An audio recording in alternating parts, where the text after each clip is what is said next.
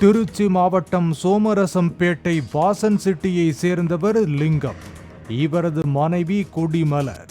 இவர்கள் பழக்கடை நடத்தி வருகின்றனர். இவர்களது மகன் ராஜகுமாரன் பாத்திரக்கடையில் சூப்பர்வைசராக வேலை பார்த்து வந்தார். சம்பவத்தன்று காலை 6 மணிக்கு லிங்கம் தனது பழக்கடைக்கு தேவையான பழங்களை வாங்க மார்க்கெட்டுக்கு சென்றுவிட்டு மீண்டும் வீட்டிற்கு திரும்பி வந்தபோது மனைவி கொடிமலர் கழுத்து அறுக்கப்பட்ட நிலையில் வீட்டில் கிடப்பதைக் கண்டு அதிர்ச்சி அடைந்தார்.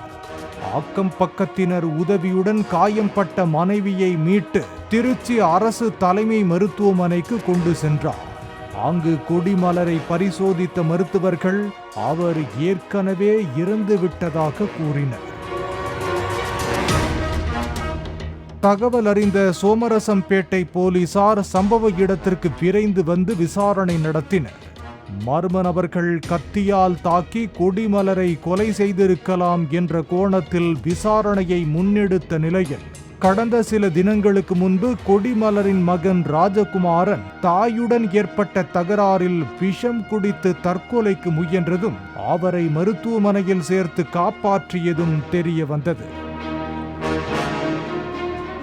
இதனால் போலீசார் தாயின் இறுதிச் சடங்கில் அழுதபடியே பங்கேற்ற அவரது மகன் ராஜகுமாரனை பிடித்து விசாரித்த போது கொலைக்கான மர்மம் விலகியது.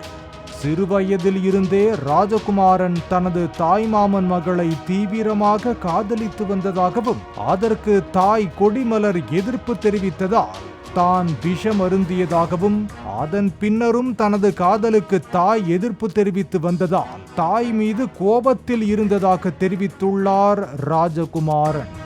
தனது காதலியை மணப்பதற்கு இடையூறாக இருக்கும் தாயை தீர்த்து கட்ட திட்டமிட்டு சம்பவத்தன்று கத்தியை எடுத்து அவரது கழுத்தை அறுத்து கொலை செய்ததாகவும் அவர் இறந்தது உறுதியானதும் தான் வீட்டை விட்டு வெளியேறி ஒன்றுமே தெரியாதது போல அழுது நடித்ததாகவும் ராஜகுமாரன் வாக்குமூலம் அளித்திருப்பதாக போலீசார் தெரிவித்தனர்.